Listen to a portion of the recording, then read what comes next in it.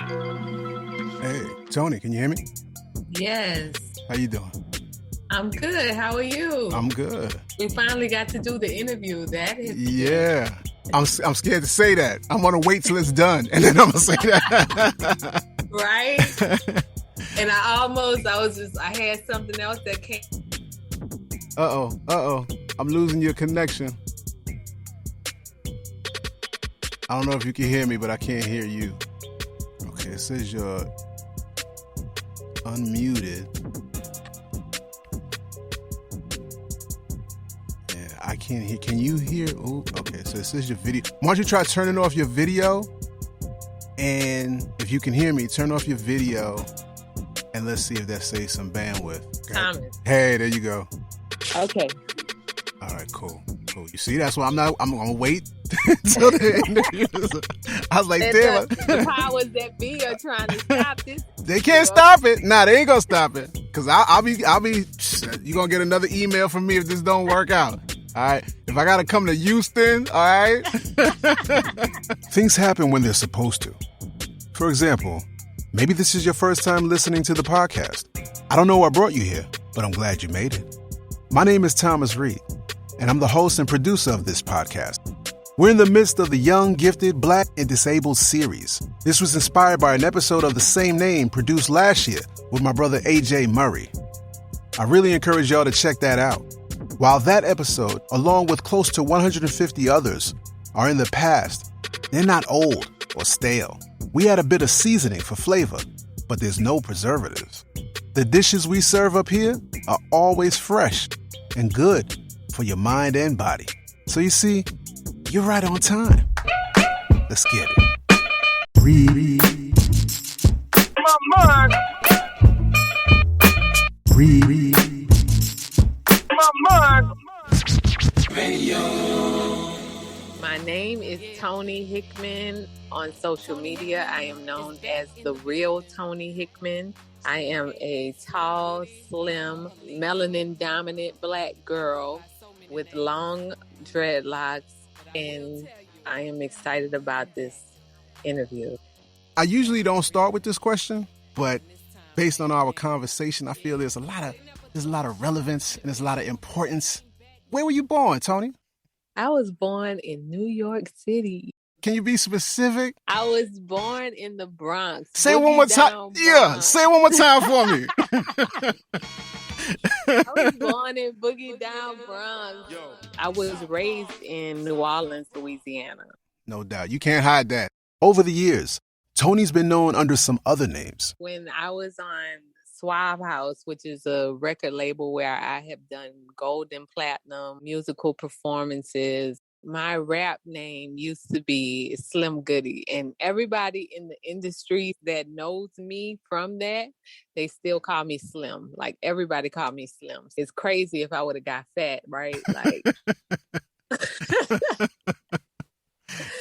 they will still call me Slim. That really does sort of make you think about the importance of a name. It can be really about who you are at one particular moment in time. Yet, it can also be about who you are meant to be. A lot of people in the conscious community call me Alika. Some people in the conscious community come up with other names for themselves. And I think that's okay too, because sometimes we have to define who we want to be in this world. When we're given our government names, it's not always where we are directed to. I get it, but Alika is actually my real middle name. My mom actually gave me that name. My dad gave me Toni. Alika means beautiful warrior. On social, she's known as the real Miss Toni Hickman. Perhaps there's an imposter out there, but I'm thinking it's more like representing her ability to share her truth, keeping it real. Know what I mean?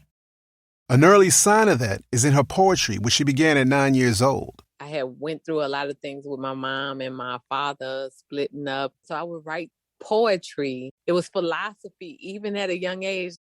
It was like, I wish I was a bird so that I could fly away, but I am just a child, so therefore I have to stay. When her school put on a talent show, Toni teamed up with some friends and started rapping. We was called a Valley Troop Adidas group. Look, that tell you how old my age frame right there. That's cool. We had a beatboxer and my homegirl and me, and we won the talent show. From there, I was just like, oh yeah, this is what I'm supposed to be doing right here. That first performance was not really indicative of how Toni wanted to rap. Her partner wrote the rhyme, which was about now and laters. I was just like, okay, I need to be doing this all the time, but I can write my own raps.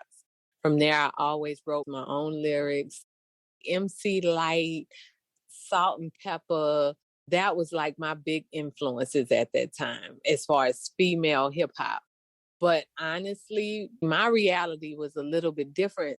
I grew up kind of like always looking out for myself. I've been on my own since I was 15, and I've been doing music professionally since 16. Writers of any sort are encouraged to write about what they know. Toni wrote about her environment. I grew up in the hood. I used to sell dope. I have done ugly stuff. I just did what I felt I needed to do to survive. And it wasn't always the right choice. My environment was watching people die like right in front of my face, people getting shot and killed. I started rapping on the negative side of that. I was T. Capone. I was Al Capone's daughter. I was the gangster hip hop, but I just knew that it had to have a message. It had to have something that somebody could learn from. With a rap name like T. Capone, well, you'd assume that not all the stories were positive. It wasn't just about killing. I can only remember one song I did and it went platinum, but it was about killing, and that didn't sit well with me. The song was called Armed Robbery. It was dope during the process, but then afterwards when I listened to it, like my soul was just like, no, Toni, this is not your path. You have to correct. And that's something that happens in life. We don't come in this world knowing exactly what we need to do or what direction we need to go. And it's only from these harsh lessons that we get to learn our true purpose. Telling stories with her messages was her thing. Like Scarface or Tupac. They used to actually call me female Tupac because that's really kind of how I related to the world. Slim Goody had messages in her music, and that was very important for me even then, even though I didn't even know my whole way. Being compared to like a Tupac and Scarface, where do you think you got that part from? Were you reading as well as writing at a young age? My mother raised me as a reader. She was putting books in my face, like As a Man Thinketh, Back to Eden. My mother was like this person who everybody would come to if they were sick or had an issue, and my mother would be the one to give them a solution. Like, she was known as the medicine woman in the church. And now I do that as well. I knew there was something there because she named you Beautiful Warrior. All right. Yeah. During the time she was rapping under the name Slim Goody, Suave House moved Toni from New Orleans to Atlanta. The record label, however, was experiencing their own changes as their premier artists, 8-Ball and MJG, were leaving the label. When you put your project in somebody else's hands, and it's no fault of anyone, but if you put your project in somebody else's hands, you have to wait on that hand to move, right? So if something happens with that hand get cut off or something like that, then you're stuck because you've put your dreams in somebody else's hands. That situation happened to me. I eventually got off of the label legally and started working with big artists, like really big artists, Jagged Edge, P.D. Pablo. That got the attention of the infamous Suge Knight. Any artists out there want to be an artist and want to stay a star, don't want to have to worry about the executive producer trying to be all in the videos, all on the record, dancing, come to Death Row. Yeah, that's Suge Knight from Death Row Records. He liked what he heard and reached out to Toni. Of course, she was aware of his reputation, which included allegedly hanging rapper Vanilla Ice off a balcony during, let's say, contract negotiations. That was still huge for me, that I was on the phone with him. And so he was like, yeah, I want to fly you out to Cali, and we're going to do this because I love this song. This is a dope song. And then 3 days later, I had my first brain aneurysm. When I look back at it now, I was like, you definitely was not supposed to go out there. Like, you know what I'm saying? Toni recovered from that aneurysm and moved on with her career. About a year later, while celebrating the release of a new project back home in New Orleans, she felt ill. It was another aneurysm. But this one actually burst in my head. Most people die when that happens. They rushed me to the hospital. I had to wait for my mother to come from Atlanta and give them permission to operate on me. They told her I had a 50-50 chance of living or dying. When she gave them permission, they went in my head and started operating. But while they were in my head, I had a stroke on the table because my body went into shock. It pushed my pressure up, and that's why I had the stroke. When I came to, which was a minute, I think I was out for a couple of days. I couldn't speak and I couldn't spell water, but I know that's what I wanted. She wanted to live, even if she didn't realize it at that time. Eventually, she was moved to a rehab facility in Louisiana. I had this song playing in my head. Feels like I'm hopeless. Every time I was singing in my head, I just bust out crying because that's what I felt. I just felt hopeless. I had been doing music all my life. And so it was like, what am I to do now? The industry definitely is not focused on people with disabilities. What am I supposed to do? One of my nurses came in. She said, Toni, what you need to ask is, how did you have 2 brain aneurysms and a stroke and you're still alive? So that's the real question you need to ask yourself. That stuck with me for the rest of my life. Toni describes herself as very stubborn during this period. I just had this energy where I was like, this cannot be my reality. I have so much more in me. This can't be it. She made her own rules, like refusing to remain in bed, even when she couldn't walk. Eventually, she began walking with a cane and was transferred to the Shepherd Center in Atlanta, a rehabilitation facility that helps young people with brain injuries. There were people in there and they really were like giver-uppers. Unfortunately, and I hate that can happen, but some people, when they fall or something has seemed to defeat them, they travel in that energy and they choose to stay in that energy of just being defeated instead of fighting. And for me, I just didn't see being defeated being my option. I wanted to fight for my life. The physical, that was just part of her fight. I had to deal with the outside world, walking differently and not being able to wear heels or being self-conscious about what I look like, being judged by what I look like. Before, I was this 6-foot model type looking girl. I got a little something I'd like to lay on y'all. Hey, did you know Read My Mind Radio is on Facebook and Instagram?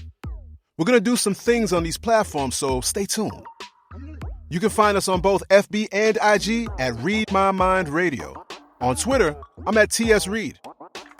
Don't forget, you can also ask your smart device to play Read My Mind Radio by T. Reed on your preferred podcast provider.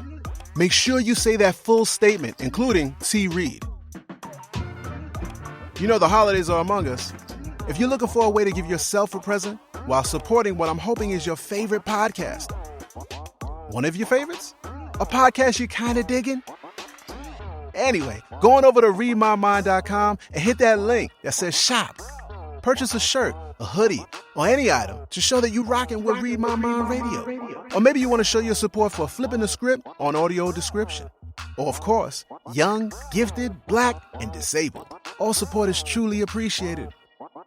You can find Read My Mind Radio wherever you get your podcasts. That's the perfect place to follow or subscribe so you don't miss an episode. Tell a friend to do the same. And let them know that we have transcripts and more at readmymind.com. Just make sure you tell them. That's R to the E-I-D. D, and that's me in a place to be. Like my last name. Now, back to the episode. I was kinda wishing I was dead and shaved all my hair to do surgery on my head. Then my eyes turned dark and my world got black. I never thought my life would take a turn like that. My world is crippled pretty. I've seen the sun and I've seen the rain and life Toni didn't want to be seen in public. A friend of mine, he was just like, you done lost your confidence. What happened? And I was like, I didn't lose anything. I hated that he was able to identify that with me. That pissed me off. I had to get all my hair shaved off during this process. And so to feel semi-normal, I went and got braids in my hair so I can just feel beautiful. One day I was in the mirror and I was taking the braids out. I had this energy that came over me and it was just like, I love you. And so I'm looking in the mirror and I'm crying to myself. And I'm just like, I love you. I love you just how you are. Like, I love you. Even thinking about it now is bringing tears to my eyes because that was the moment when I decided that I had to love myself internally before I can really reflect that in the world, you know? Yeah, I do.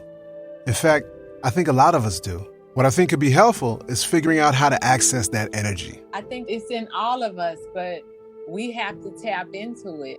When I was in the mirror and I was crying to myself and I had to tell myself I love myself, that was definitely God energy. And that was definitely learning what self-love really means, because everybody talks about, oh, you know, you got to do the self-care and the self-love, but self-love really comes in when you are down at your bottom and you can't even figure out your way out, and you have to find your way of understanding what self-love means. She took the braids out. I put my 2 pom-poms in my hair naturally, and I was just like, look, this is me, world. You're gonna have to accept me as is. I started going to the gym, the local YMCA in Atlanta. I was working on myself so hard. They put me on the wall as like just being so determined to grow and succeed. I don't care what your issue is. If you feeling like you need to get your nails and your toes done, you go get that. Whatever makes you feel beautiful, it's okay to go in that energy because that inspires the same energy that makes you feel that self-care and that self-love. I do it because it makes me feel better, not for anybody else. I do it for me. While she says her gait is off, Toni became strong enough where she no longer needed a cane and was able to return to the studio. Unrelated to disability, today she chooses to record from home. Yet we know disability can introduce some change into our lives. Oh, everything changed because as a melanin dominant person or a Black person in our world, there have been so many ways to see how as Black people we have been discriminated against. But disability takes it to a whole nother level. I'm not saying that it takes away from discrimination as Black because that's a double whammy. What I realized is this community of people with disabilities, first off, is so strong. Like there's so many strong disabled activists. After I came off of Swap House, I was kind of just trying to figure out my way. And Crip Hop came to me. The Crip Hop Nation was started by Leroy Moore and Keith Jones in 2007. It's a worldwide association of artists with disabilities campaigning for equality through concerts, tours, workshops, and much more. Leroy reached out to Toni on the early social media app, MySpace. When Leroy came to me, I was just like, yes. And so I have like spoken at different events with Leroy. We've just done a lot of great things. We know there are many people within the world of hip hop who have a disability, but they don't all identify as such. So I'm sure Leroy has approached some people and their reaction was probably not like yours, right? Like, nah, I'm not disabled. Right. How did you come to identifying as disabled? I'm not going to hide it. That was one of the things of like self-love. I can't hide what has happened. I didn't feel like I needed to. Like, I felt like I needed to speak for this community versus hide. I know rappers in the industry right now, and they will never tell you they're disabled. They never shine light on it because they know how the industry looks at that. And it's unfortunate because the disability community needs inclusion. Do you think that can change within hip hop specifically? I'm not sure. At first, when I was in the industry, my goal was to be a part of the industry and without being an activist. I just wanted to be the hot, slim girl that was rapping. Now, my goal is not to be a part of the industry. My goal is to be a part of change. And even if my voice can redirect to change, then in some kind of way, then I've still fulfilled my purpose. Because at the end of the day, all hip hop artists have some form of duty. We're channeled. Nipsey Hussle talked about this too. We get this energy that comes through us. We don't know where these lyrics come from. If we are using that channeling for negative, that is not helping our environment. But if we choose to channel and help our environment, then we are really being what we're supposed to be on this earth. There's real purpose in sharing stories about disability and our experiences through lyrics, musicianship, dance, art. So it's really great to see Toni and fellow Crip Hop artist George Tragic and co-founder Keith Jones receive recognition for their work in the Netflix documentary Rising Phoenix. The documentary is about the Paralympics and all of these amazing people who have stories. It is a story of just pure, I'll be damned, I'm going to do this. Daniel Pemberton, the music director for the film, wanted to make sure the project included disabled musicians. That first just meant hiring disabled orchestral instrumentalists. Then he decided that he wanted to have a hip hop song attached. And so they got in touch with Leroy, who is the founder of Crip Hop. Leroy got in touch with us and they kind of wanted me to add the energy of the singing to it because they had listened to our projects. I speak from the heart always, and I work on people always being able to feel that emotion that I have. I had more than what was there. And then the director, he came back and he was like, well, maybe we'll take this off and just use this. And that's how we ended up with the hook. I'm a rising phoenix. I'll rise above you. And that is pretty much the story of what you have to do when you have a disability. You have to gain this I'll be damned attitude and fight for your equality. Not only is Toni singing the hook, but she drops a verse as well. I was just happy to be a part of this movie. Just that alone was so powerful. We had no idea that it was going to win an Emmy. I was just floored. A lot of people online are criticizing the award show with the hashtag #EmmySoWhite trending on Twitter. No black actors won big awards, despite a record number being nominated, 49, by the way. This goes back to that inclusion thing, right? This song was so amazing that it won an Emmy. That's the statement that I want to make because I'm black. I'm black. Yeah. And we won. So don't say that we were not included. You need to think about us. You need to understand that we are included. Yeah, that's that. Well, they're not black, they're disabled. That's what I'm talking about. Sometimes, y'all, when you're black and disabled, it feels like, well, am I not black enough for you? Despite all that, Toni has an Emmy. And naturally, it's in her studio. Yeah, it's beautiful, too. It's absolutely beautiful. Toni's working on a new project right now. The Cure is definitely a project that is kind of confrontational. I must confess that. It's confrontational, but it is focused on, I guess, bringing in the deep thinkers and helping people understand that in the process of us looking outside of ourselves for someone to save us, we also have to look internally and tap into our God self and work on saving ourselves. What's the controversy, though? The controversy, I mean, even in Christianity, we've been taught to pray to a white God and look for a white God to save us. And so in that process, we have given away all of our power. God is everywhere. God is in the trees, the grass. God is energy, but we also manifest that energy. And so we have to also just see how looking at a white God who has also been the same image as our slave master, has damaged our psyche. The Cure, spelled THAKUR, is Toni's new group. It's just me and my homeboy. I was doing a lot of big things before I went in the hospital.